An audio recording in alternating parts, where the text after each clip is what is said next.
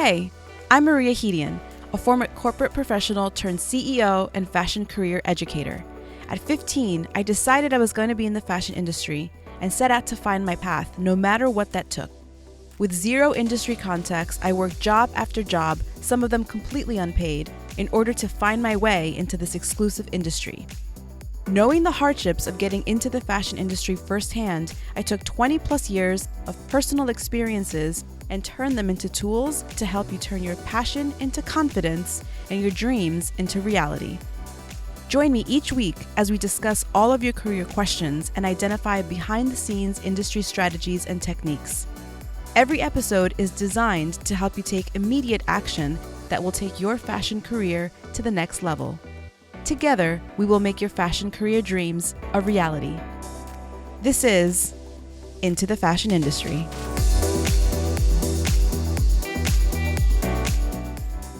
Welcome back to another episode of Into the Fashion Industry, the podcast for serious fashion professionals who want to start, further, or advance their careers. I'm glad you're here because today's episode is so important, specifically if you're looking to start a career as a fashion stylist. Today we're going to be talking about TFP shoots and the amazing opportunities they can bring to your career, whether you're just starting out or you have experience and want to get those creative juices flowing and try something a little different than your usual work. In our last episode, we talked about online portfolios, why they're so important, how to create them, specific strategies and guidelines to follow, and I even shared special discount codes for platforms to build your portfolios on that are exclusively available to my listeners. If you missed the episode or you want to listen to it again, head to mariahedian.com/online portfolio. The reason I bring up last week's episode is because it ties directly to today's lesson. A lot of the feedback I received after that show was that many people didn't have any work to feature within their portfolios. Now, what good is having an online portfolio if you don't have any work to showcase, right? Well, we're going to fix that. Now, a quick note before we begin. Even though this episode is geared toward fashion stylists, you can incorporate all of this information for TFP shoots into other facets of the industry, such as photographers, models, or hair and makeup artists. You'll see how and why as we make our way through this episode. I'm sure many of you are wondering, what the heck is a TFP shoot? Depending on who you ask, TFP stands for different things that all basically have the same meaning. The most common ones are time for print, trade for print, or time for pictures. A TFP is a shoot that involves collaborating with others to create original images that benefit all parties involved. So for example, you could have a photographer, a model, a hair and makeup artist, and a stylist all working together on a TFP shoot.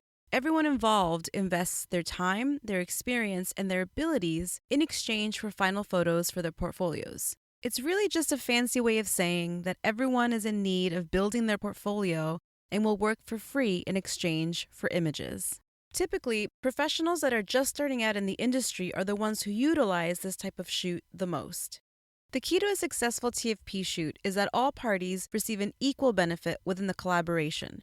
So in this particular example, that would mean that the photographers could use the images to advertise their photography services, stylists and hair and makeup artists could add them to their portfolio to showcase their work, and models could use them in their search for additional jobs.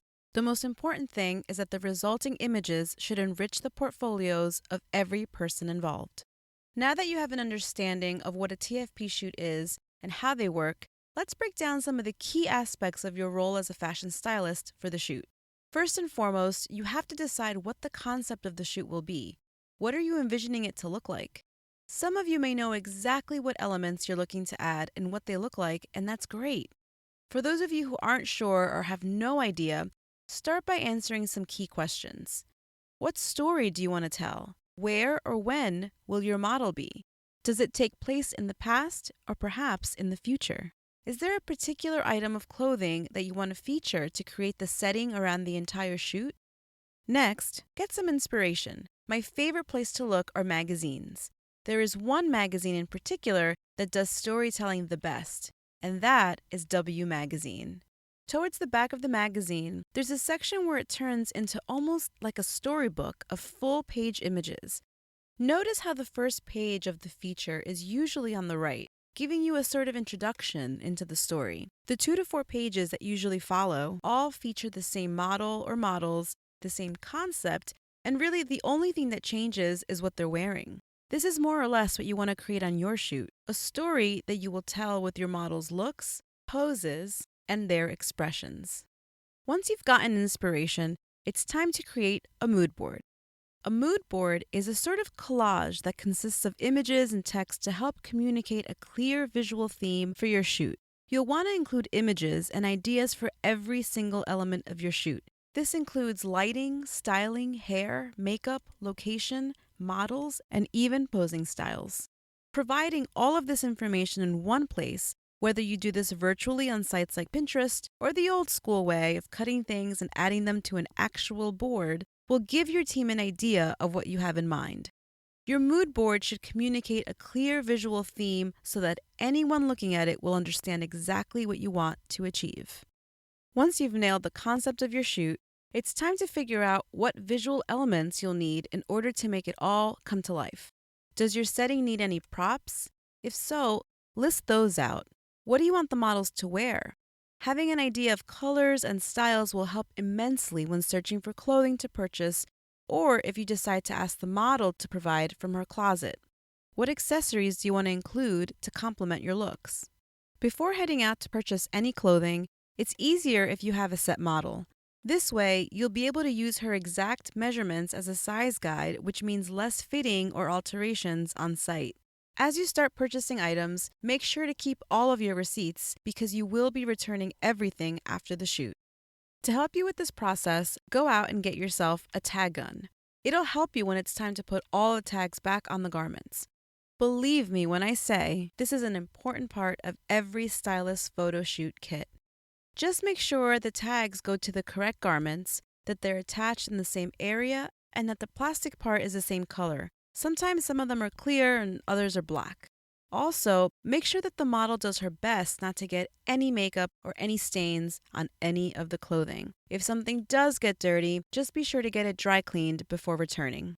As you style more shoots, be sure to keep a log of things you purchase, the dates you need to return by, and keep track of all your tags and receipts. You'll also find that as you grow as a stylist, you'll start to pull from designer stores where you can't simply buy, shoot, and return. Some stores actually charge a studio service fee. This is basically a rental fee and can vary on average from about 10 to 30% of the actual cost of the merchandise. For shoes, if you can get the model to bring her own, that's the best option. Otherwise, make sure to protect the bottoms of any shoes you buy with tape in order to avoid any marks that will prevent you from being able to return them. Now that you have a specific concept and you've planned the looks that you want to shoot, it's a good idea to start location scouting. As you start to consider possible locations, there are some key questions that you need to ask yourself. First, is there anywhere that you can shoot that requires minimal props or setup? Is there a place for the model to change comfortably? Can you achieve all of your layouts at one location, or will you need to move? And finally, will everyone be able to access the location, or do you need to arrange transportation? When you're looking for a location to shoot, you want to make sure that it's a place that's easy to reach, doesn't need any permits to shoot, and will look good as is, so you only have to worry about the model's looks and not any of the setting props. Depending on their level of experience, other members of your team may know of some places to shoot as well, so be sure to ask them for suggestions in addition to scouting locations once you've secured members for the shoot.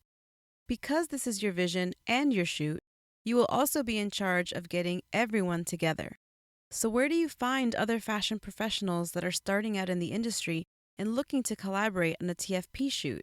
How do you build your dream team? There are a few places to check. However, just like anything else, remember that before agreeing to anything, providing any information, or meeting up with anyone, always be diligent about researching and staying safe. First, I recommend looking for people within your existing networks. Make a list of people you can ask and then have them reach out to their networks as well. Ask around with friends, family members, colleagues, and local businesses. If you've already secured a portion of your team, for example, the makeup artist, it's always a great idea to ask them if they know someone who could take pictures or model for the shoot. The benefit of asking a member of your shoot team for a recommendation is that whoever they recommend is less likely to be a no-show. Yes, this unfortunately happens with TFP shoots sometimes, and it's almost always the model that doesn't show. Another great resource to try are schools. Many times, seniors are looking to build their portfolios in their search for jobs as soon as they graduate, or some schools even have alumni programs where you can look as well. Reach out to the school's career department and check to see if they have an alumni association. You can find all of this information directly on their site, and many times they have groups on platforms like LinkedIn and Facebook. The next resource I have for you is a site called Reddit. I'm sure many of you have heard of it, and many of you probably even use it. Reddit is a fantastic tool for all things career, and in this case, it can help you find a team for your TFP shoot. Look for subreddits or groups about modeling, photography, hair and makeup or beauty, and fashion styling. Post in all of these that you're looking to build a team for a TFP shoot. Be sure to provide specifics such as the city the shoot will be taking place in, a very brief but helpful explanation of your vision, such as the type of photos you're looking for, or the look that you're trying to achieve with styling, hair, and makeup. Now, while I don't recommend you write every last detail about your shoot, brief information like this is helpful when building a team. Be sure to make the title interesting so people stop and read it. You could try saying something like, "Looking for a photographer for a TFP shoot. Let's build our portfolios together." Another place you can look for people to shoot with is Craigslist. I know, many people feel uncomfortable or wary of using this site. If this is you, don't use it. I want you to feel completely comfortable during this process. However, for those of you willing to try it, I can tell you from personal experience that I have found some great styling opportunities on Craigslist. So don't rule it out of your search for your dream team. Similar to Reddit, you don't want to give out too much information, just the basics of the shoot and a broad city where it will be taking place. For example, if the location of your shoot is a small park in Harlem, say your shoot is taking place in New York City. Once you've established communication with the interested people and narrowed down who you may want to work with, you can reveal the full location details of the shoot. This is a precaution for safety. This list wouldn't be complete if I didn't mention social media platforms. The ones I recommend the most for this particular project are Facebook, Instagram, LinkedIn, and Clubhouse.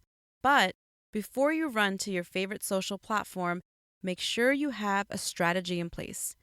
These spaces are noisy and they're meant to distract you. For the sake of efficiency, it's better to work smarter with a clear strategy in place than spend hours on a post that gives you no leads. Always be intentional about how and where you search. On Facebook, look for groups created specifically for these types of shoots. For example, there's a group called TFP Time for Print NYC, where people post about their shoots and who they need throughout New York City. I've also found similar groups for Miami, Michigan, and Kansas City. If a TFP shoot group for your area doesn't exist, look for other keywords. Some cities have Facebook groups and pages for amateur photographers, models, hairstylists, and makeup artists where they organize shoots on a TFP basis. You can also consider creating your own group and growing an entire community around this topic.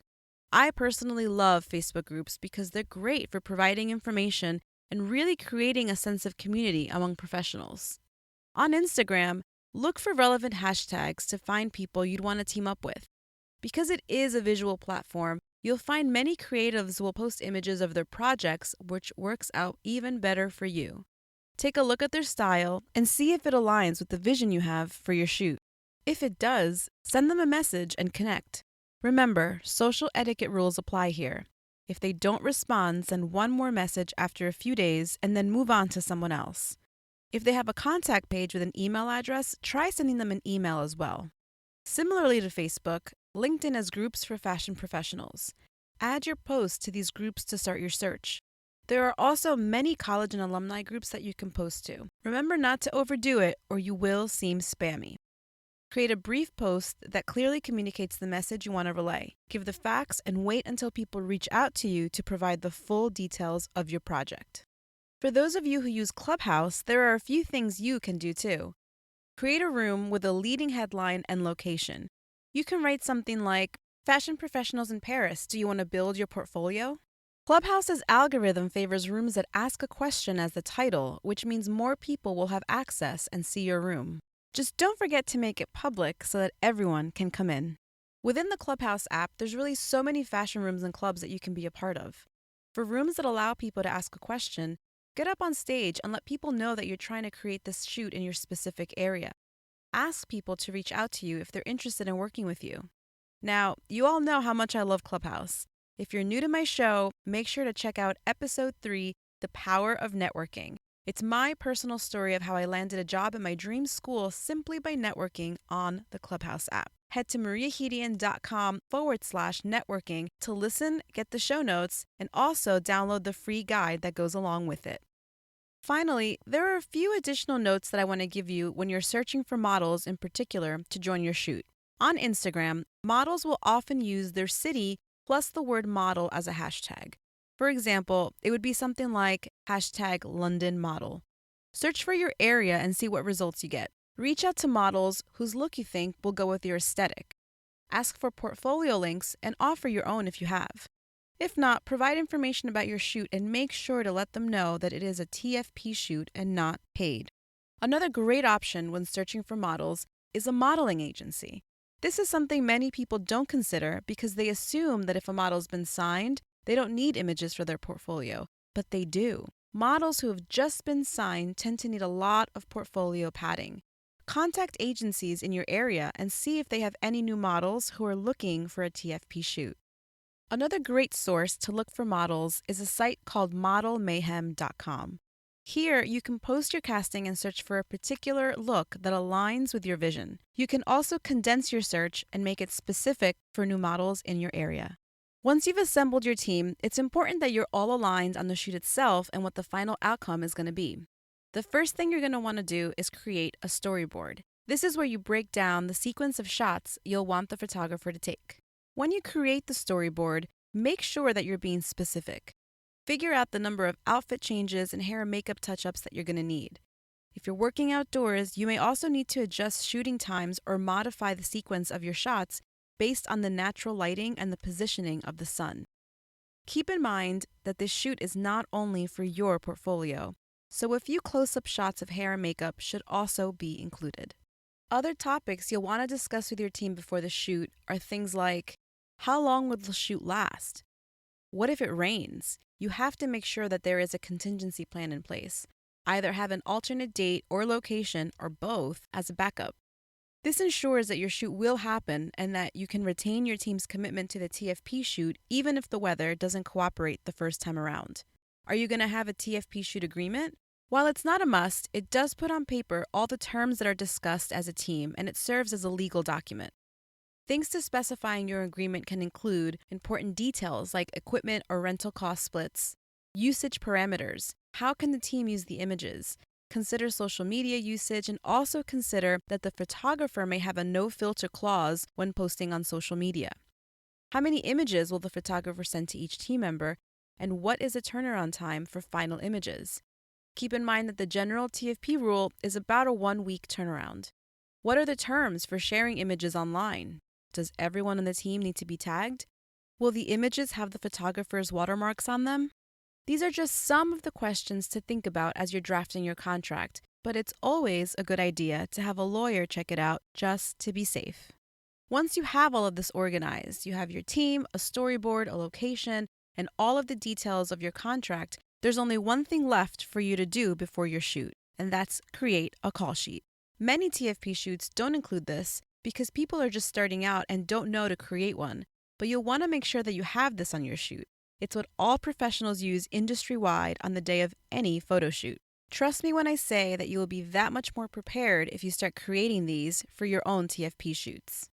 Now, a call sheet breaks down all of the important information that your team needs to know on the day of the shoot. This includes the concept or the shoot name, the shoot date and time, the shoot location or locations, and important to note here, make sure to include any directions on how to get there or parking so that no one runs into any issues the day of the shoot. You'll also need contact information for every member of the team. This includes an email and a cell phone number. each person's title or their responsibility for the shoot, a detailed schedule for the day. Make sure that you include lunch and breaks depending on how long your shoot is, and any additional notes or callouts that you deem necessary for everyone to know or to be reminded of. I know a call sheet doesn't seem that important, but believe me, everyone refers to it on the day of the shoot. You'll definitely be glad you made it. Okay, we've gotten through this very detailed breakdown of what a TFP shoot is and all of the moving parts that you need to organize in order to make it flow seamlessly. I know that this is a lot of information to learn in one sitting, my sweet friend, but the good thing is that you can repeat this episode as many times as you need to. As a bonus, and to help you create a positive and seamless TFP shoot, I've put together a checklist for you to reference as you put everything into play. The link is in the show notes at mariahedian.com/TFP. I know starting out in your career journey is hard, especially when you're doing it all on your own. But every win and every success in your life is that much sweeter when you look back at everything you've accomplished and you see how far you've come.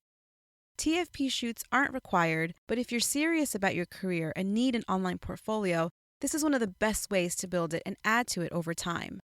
Ask any fashion stylist and they'll all tell you that they started with some form of a personal project to add to their portfolio. Now I have one final word of advice for you, my friend. Remember to treat TFP shoots like paid shoots. In other words, dress professionally, be respectful and punctual, don't ever be a no-show, and give it your absolute best. As professionals, our most valuable asset is our time, and nobody wants to feel like it's being wasted.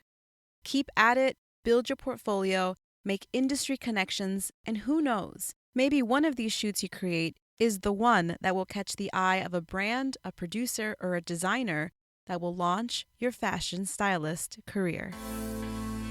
All right, my friend, if you found this episode helpful, or if you know someone who is also working on building their online portfolio but doesn't quite know how to do it, please share this episode with them. Grab the link, text it to a friend, or better yet, I'd love for you to share it on social. I'll be back here next week with more content to help you on your fashion career journey. Bye for now.